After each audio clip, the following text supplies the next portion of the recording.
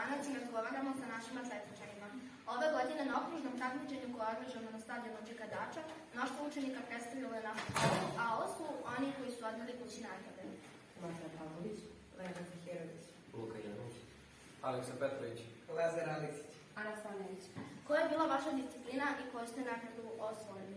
Takmičio sam se u disciplini skoku visi i osvojio sam prvo mesto. Takmičila sam se u disciplini na 300 metara trčanja i 110 km. takmičio sam se u disciplini skoku visi i svoje drugo mjesto. takmičio sam se u disciplini skoku dalje i svoje prvo mjesto. Takmičio sam se u disciplini trčanja na 300 metara i svoje drugo mesto. Takmičila sam se u disciplini bacanja kugle i osvojila treće mesto. Da li si očekivao da ćete se naći na pobedničkom postolju?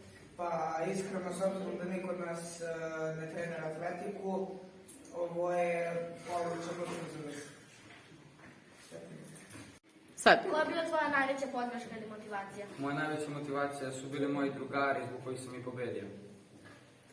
Leno, da li je po tebi konkurencija ove godine bila teška? Pa iskreno jeste, samo me jedna devojčica prestigla, ali potrudit ću se sljedeće godine da budem bolje.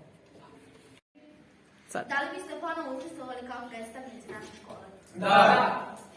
Sad. Za školski sport Srbije đak reporter Anđela Matejić.